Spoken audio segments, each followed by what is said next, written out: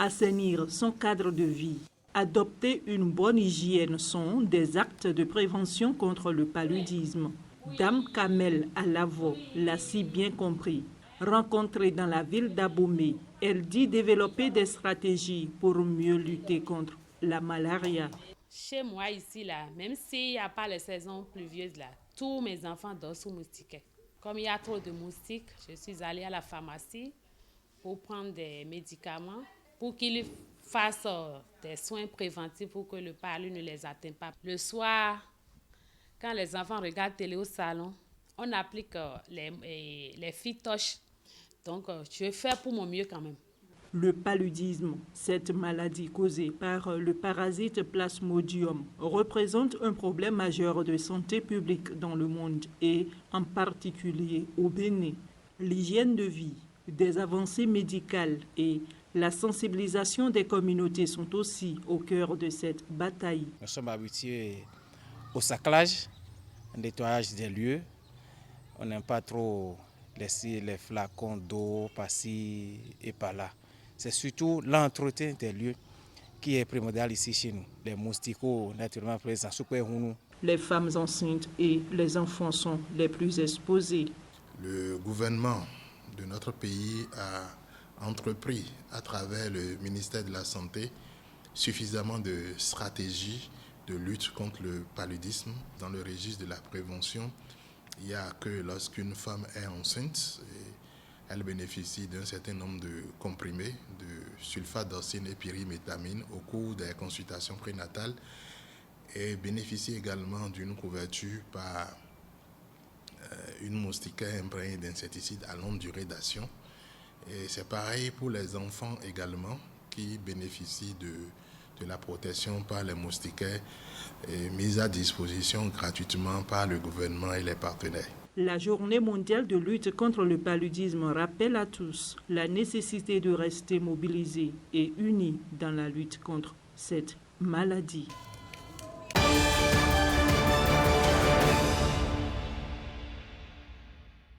La répression, de façon globale, elle n'est pas une mauvaise chose. L'État est dans un rôle de protecteur, en tout cas du citoyen. C'est un rôle important. Et ce gouvernement a pris ses responsabilités. C'est pour la prévention de notre vie sur les axes routiers. C'est malheureux, c'est triste de voir que lors de cette répression, il y a des cas d'accidents. La répression n'est pas mauvaise, c'est une bonne chose. Et c'est pour la protection des citoyens. Mais c'est la manière dont certains policiers procèdent là, c'est ça qui est mauvais. Ils pourchassent les citoyens. Alors que l'intéressé vous voit, il a déjà peur. Et il fuit, parce qu'il n'a pas apporté, il n'a pas peut-être les moyens. Si vous arrivez à l'arrêter, il faut sensibiliser. Mais s'il fuit, il faut le laisser. Et il faut une sensibilisation de la part des policiers. Je pense que si même ils restent au niveau des carrefours et qu'ils font cette répression, je pense que tout allait bien passer.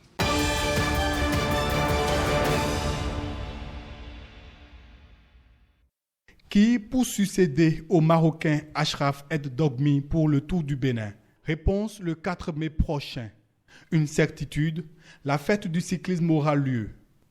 Les routes du Bénin vont voir 90 coureurs de 14 pays pédaler sur 646,470 km à la quête du maillot jaune. Dans les grands pays qui vont y être, nous aurons l'Algérie, le Maroc, l'île Maurice qui sont à la tête du ranking africain. L'Érythrée n'a pas pu venir, mais nous aurons les autres pays, le Burkina Faso, la Côte d'Ivoire, le Mali, la Sierra Leone cette année, et après la France, l'Allemagne, Guam, les États-Unis et le Togo. Juste le Nigeria, sans oublier le Nigeria aussi. Avec un peloton d'à peu près 90 coureurs qui vont prendre le départ. Et nous espérons que tous les 90 vont arriver à Cotonou. Le 19e Tour international du Bénin va se dérouler en 5 étapes à travers 11 départements sur les 12 du pays. Première étape de Boukoumbe jusqu'à Djougou. La deuxième étape de Parakou à Savé. La troisième étape sera de Didja à Atiémé. La quatrième de Wenri à Porto Novo. Et la cinquième sera de Agmaïzou jusqu'à Cotonou à la place de l'Amazone. Dans le Tour du Bénin en pleine transformation, les coureurs vont découvrir le Bénin dans toute sa splendeur, ses paysages, sa diversité culturelle et son hospitalité. Les différentes équipes arrivent entre le 26 et le 27 avril. Début du 19e Tour international du Bénin le 30 avril avec la première étape.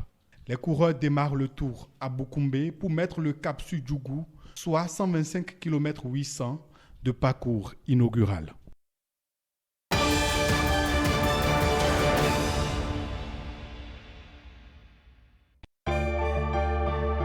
Il n'existe pas 4 chemins pour atteindre les objectifs de la paix. À l'ONU, la diplomatie n'est pas une option, mais le moyen sûr. En fait, le multilatéralisme fait partie de l'ADN des Nations Unies, dont l'un des buts et principes est de régler les différends par des moyens pacifiques, conformément aux principes de la justice et du droit international, afin de préserver les générations futures du fléau de la guerre. S'il est vrai que les conflits, les catastrophes climatiques, la pauvreté et les inégalités qui sévissent partout dans le monde sont d'énormes obstacles à la diplomatie et aux solutions multilatérales, il n'en demeure pas moins que la diplomatie et le système multilatéral lui-même ont été créés précisément pour de tels moments. En acceptant que les femmes jouent un rôle essentiel dans la promotion des droits humains, de la paix et du développement durable, de plus en plus d'actions plaide en faveur d'une représentation accrue de ces dernières aux postes clés de décision qui façonnent et mettent en œuvre les programmes multilatéraux. Depuis la rédaction et la signature de la Charte des Nations Unies en 1945, les femmes ont élargi leur rôle dans la gouvernance mondiale. Mais dans les instances multilatérales traitant de la question du désarmement, des écarts importants persistent en ce qui concerne la participation des femmes, alors que plusieurs faits renvoie à la conclusion qu'aujourd'hui, l'inclusion des femmes dans les processus de consolidation de la paix est essentielle pour une réussite à long terme. La certitude à l'ONU, aucun pays ne peut répondre seul aux défis d'aujourd'hui. Le dialogue, la diplomatie et les solutions multilatérales sont le chemin le plus sûr vers un monde de paix et de justice, mais encore plus efficace avec les femmes.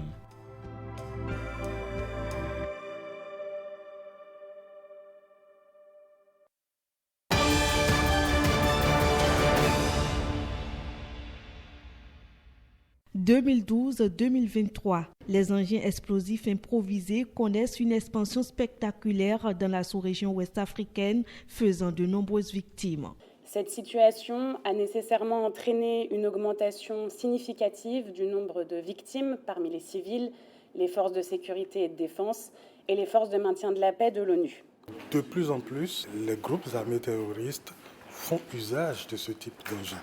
Face à la menace permanente que représentent ces engins, la CEDEAO et ses États membres ont convenu en 2022 de la nécessité d'élaborer une réponse régionale pour lutter contre leur prolifération. En parallèle, certains États, dont le Bénin, ont entrepris d'évaluer leur capacité de prévention et de réponse aux engins explosifs improvisés.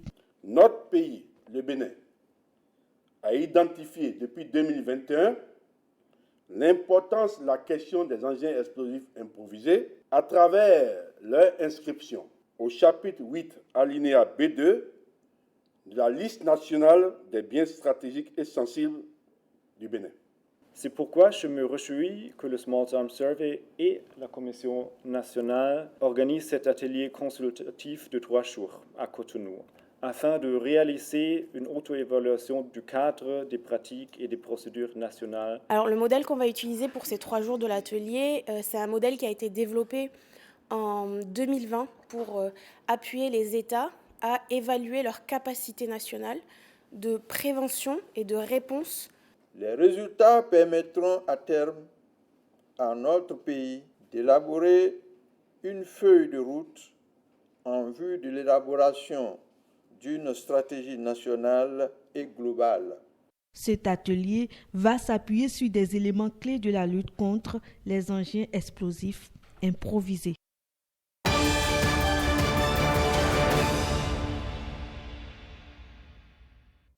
Voici la nouvelle équipe qui a désormais la charge de conduire les destinées des communautés venues de la Takora et de la Donga pour élire domicile dans les départements du Borgou, de la Libori et des Collines. Après la cérémonie d'installation, chacun des membres reçoit une feuille de route qui indique les actions à mener à court terme pour le compte de la fédération. Nous allons nous contenter de chercher les voies et moyens pour avoir des personnes de la justice qui défendent nos intérêts quand nous aurons des problèmes juridiques.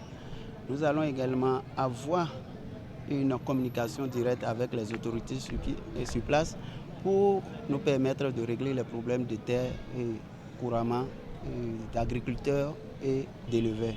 Je m'attellerai à être au service de mes sœurs avec les autres membres du comité de la FARAD. Et surtout qu'en ce moment, nous savons ce que nos parents traversent dans les différents hameaux, et dans le Borgou, à Libori et même dans le Zou. Et surtout les femmes, nous sommes quelque part marginalisées. Nous n'avons pas parfois de bonnes activités pour nous épanouir aux côtés de nos époux et surtout pour aider aussi et pour l'éducation de nos enfants. Nous vous exhortons à cultiver la paix, l'union et le développement. Parce que Parakou est une ville cosmopolite. Nous avons besoin de tout le monde pour le développement de la ville. Le nouveau bureau de la FARAD, élu pour 5 ans, a reçu le soutien de plusieurs associations sœurs, dont Ifé Lodou et la Fédération Adjatado de Parakou. C'est le grand défi.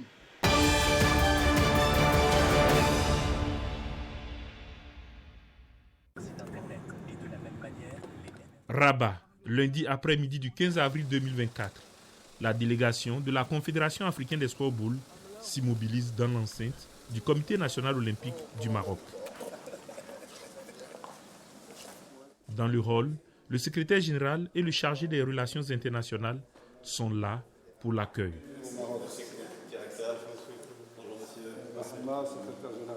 Direction la salle de réunion.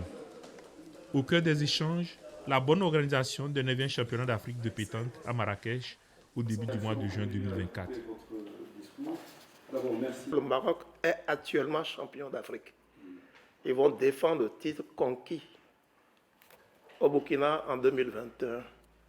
Notre souhait, c'est de l'avoir toujours en tête d'affiche, si possible, parce que le potentiel y est. Mais l'accompagnement gouvernemental également, par le leadership du secrétaire général, nous souhaitons qu'il soit plus actif et pourquoi pas plus dense. Vos experts peuvent aussi aider. Attentif aux différentes prises de parole, le secrétaire général du Comité national olympique marocain a rassuré la délégation de la Confédération africaine des sports boules et la Fédération royale marocaine de pétanque quant à la pleine partition qu'entend jouer son institution. Le Maroc est très fier et très heureux d'accueillir ses frères africains et de pouvoir contribuer à cet objectif de faire de la pétanque et des boules un sport olympique. Et donc, derrière la Fédération marocaine, la Confédération africaine, le comité olympique est mobilisé pour que cet événement réussisse. Une visite guidée des locaux qui sont appelés à changer d'occupant dans la perspective de la Coupe d'Afrique des Nations et de la Coupe du monde de football. Et la photo de famille sont venus mettre fin à cette étape importante de la visite de la délégation de la Confédération africaine des sports boules pour une compétition réussie des 9e championnats d'Afrique de pétanque hommes et dames.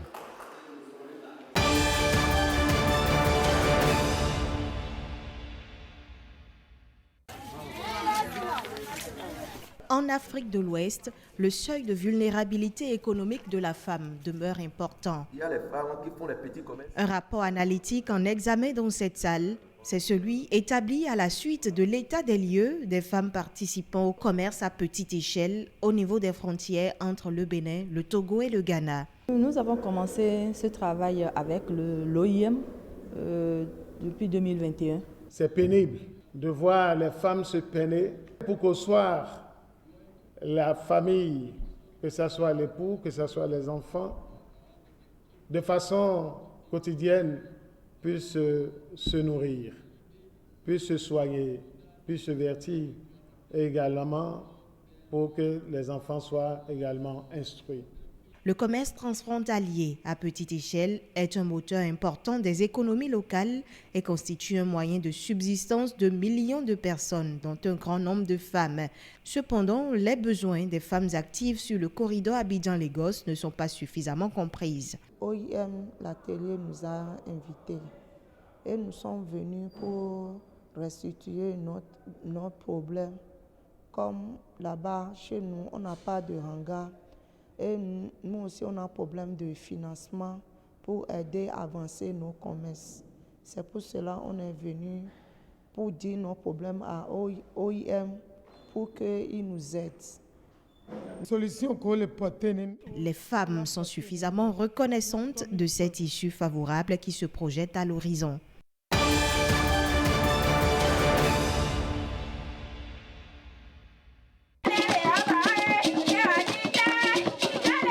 Dassa, première étape de l'édition 2024 de la foire itinérante du programme Approche communale pour le marché agricole. Financé par l'ambassade du Royaume des Pays-Bas près le Bénin, ce programme vise à dynamiser l'économie agricole pour davantage booster le développement local. L'IFDC, l'initiatrice et ses partenaires s'y attellent depuis plus de 2 décennies. Que de chemin parcouru en ce moment où nous marquons une pause pour explorer une étape supplémentaire dans ce voyage vers une agriculture durable et résiliente au Bénin, je voudrais vous inviter à continuer à croire davantage à l'IFDC. Je profite donc de cette occasion pour vous remercier et surtout remercier le président de la République qui ne néglige aucun effort au profit du développement de l'économie locale. La stratégie du programme ACMA 3, qui est basée sur le déploiement des mécanismes de facilitation, considère que les foires sont comme un mécanisme très pertinent pour promouvoir le développement des activités entrepreneuriales des jeunes et des femmes, en leur permettant d'exposer et de vendre leurs produits agricoles, en leur permettant de nouer des relations d'affaires avec de nouveaux acheteurs. Le chemin parcouru par l'IFDC aux côtés du monde agricole est à saluer, a fait entendre le ministre de l'Agriculture. Gaston Dossoui y voit des indicateurs au beau fixe. La spécificité que j'ai vue, c'est d'abord les jeunes et les femmes qui sont concernés par la mise en œuvre de ce programme. Et lorsque vous donnez le pouvoir aux femmes, vous créez les bases réelles de l'autonomisation. Et l'IFDC nous permet de régler la question genre, l'emploi des jeunes, l'emploi des femmes, la création de richesses au profit des familles. Beaucoup de familles sont sorties de la précarité, rien qu'avec l'appui de cette institution. Et j'appelle de tous mes voeux que saisissant les opportunités qui s'offrent à notre économie aujourd'hui, nous devons travailler et développer le consommation local.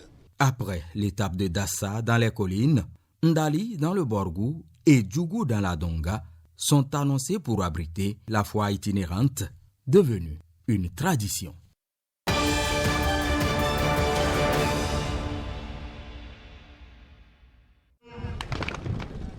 À travers ce congrès constitutif, les rois de ces chasseurs s'unissent pour accompagner le gouvernement dans sa politique de promotion culturelle. Ils s'offrent également tel un atout dans l'implacable lutte contre l'extrémisme violent. En dehors de la pratique de la chasse qui passionne les jeunes, initiés ou non, la battue annuelle permet de nos jours de recueillir des informations sécuritaires pour mieux renseigner les corps habillés et les autorités locales en leur fournissant des informations sur les mouvements et actions des personnes suspectes dans la logique de prévenir contre l'extrémisme violent. Ainsi donc, la collaboration entre la population et la police sera davantage renforcée au Bénin. Nous bénéficions de l'encadrement des agents des eaux et forêts de jour comme de nuit pour éviter d'enfreindre à la loi tout en perpétuant la tradition de la chasse à la battue. La création du HCRCB s'inscrit en droite ligne d'organiser cette activité culturelle et sportive pour son meilleur fonctionnement dans un souci de cohésion intercommunautaire et de valorisation de la culture béninoise. Dans tous les villages, dans tous les quartiers, c'est pour mettre la sécurité dans notre pays, pour aider le gouvernement, pour aider les forces de l'ordre. Parce que si on dit chercher aujourd'hui, ce n'est pas pour aller chercher les gibiers seuls.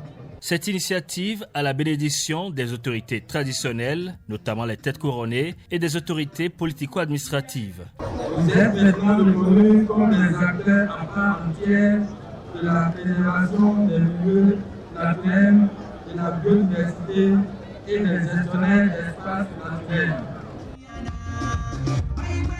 La battue annuelle est cette petite chasse qui permet d'avoir du gibier et d'éloigner du village des animaux sauvages menaçant les activités humaines, particulièrement en début de la saison agricole et pendant la récolte.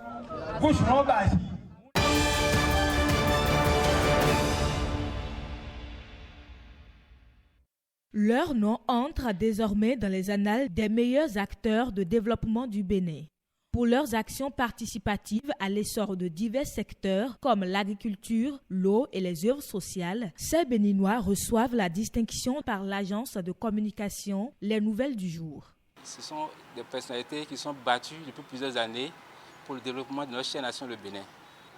Nous, au niveau de l'agence de communication LNJ, nous sommes allés dénicher ces personnalités-là afin de les sélectionner. Je suis vraiment dans la joie et je suis en train de voir que les gens m'observent et que l'agriculture est connue comme un levier de développement de notre pays.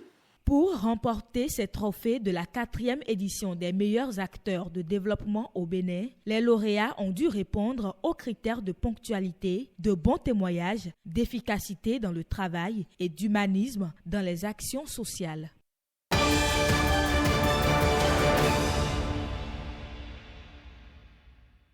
Après une première édition couronnée de succès, la SDP relance le débat sur les grands sujets qui dominent l'actualité dans le secteur des BTP. Ce cabinet d'ingénierie qui se veut une société de référence mondiale fait de sa responsabilité sociale l'organisation de grands rendez-vous entre les spécialistes du secteur des grands travaux pour traiter des sujets ayant trait au domaine des infrastructures. Nous croyons fermement chez SDP qu'en prenant cette part de responsabilité, nous allons promouvoir des éléments transversaux qui sont souvent oubliés dans notre secteur. Le transfert de compétences, le développement du tissu local, les réflexions plus approfondies sur les aménagements, l'aménagement urbain. C'est ce que nous essayons de faire, mettre tous ces acteurs ensemble, définir quelles sont les pistes d'amélioration possibles. La terre de Bar. C'est au détour d'un brillant exposé que le professeur Mohamed Dibigaye a éclairé de sa science les grands enjeux liés au choix des matériaux locaux dans la construction durable au Bénin. Les constructions au Bénin, leur problème, c'est ça qu'on veut voir. L'utilisation innovante du sable argileux, communément appelé terre de Bar, est au cœur des discussions. L'idée d'utiliser à bon escient des matériaux traditionnels comme la terre de Bar avec de nouvelles techniques de compression est une source d'inspiration pour les cités du futur. Dans la zone géographique de notre pays, où nous avons tellement de problèmes de matériaux, de mobilisation de matériaux, autant pour la construction des bâtiments que pour les routes, c'est là où nous avons l'opportunité d'avoir ce matériau-là, terre de Bar, qui n'est pas encore utilisé, exploité à la hauteur de ce que ce matériau nous offre. C'est un don de la nature. Des initiatives émergent pour une valorisation du patrimoine architectural à l'échelle du pays, mais la réussite de ces actions dépend aussi d'une forte propension des pouvoirs publics à intégrer ces travaux dans des projets de développement structurés.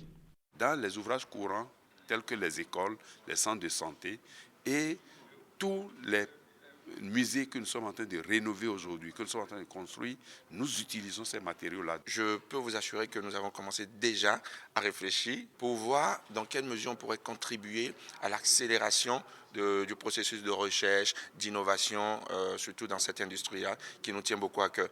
Pour le président directeur général de la Société de développement de projets, il est question de susciter le débat sur les grands chantiers d'infrastructures qui s'opèrent un peu partout sous nos cieux. Plus de 40% du coût de la construction est lié aux matériaux utilisés. Si nous devons importer une grande partie de ces matériaux-là, si nous devons aller les chercher loin, ça augmente considérablement le coût de construction. Un peu plus de courage pour oser et imposer d'une certaine manière l'utilisation de ces matériaux. Et ça, il faut ce courage. On a la chance aujourd'hui d'avoir un président de la République qui est courageux, donc on va espérer que ça soit un peu plus poussé dans ces secteurs aussi. Les entreprises ont leurs responsabilités et les bureaux également. C'est ce que nous essayons de faire.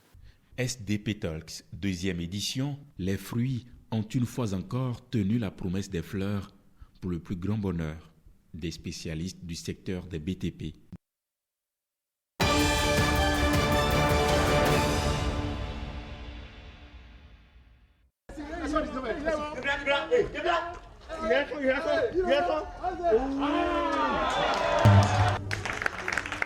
C'est une rencontre identitaire qui se veut valorisante de tout ce qui identifie les peuples issus de l'ère culturelle Adjatado.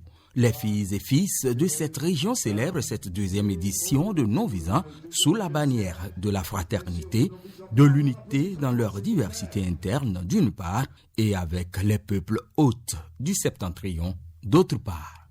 Je sais que le peuple du lac Aémé et ses chenaux est un peuple d'amour, raison pour laquelle nous cohabitons facilement avec nos frères de Parakou. Non-visant pour nous n'est pas une simple association de développement. C'est un regroupement identitaire qui débouche sur notre culture. Et comme le dit un célèbre journaliste panafricain, je cite, « Un peuple sans culture est un peuple sans âme ».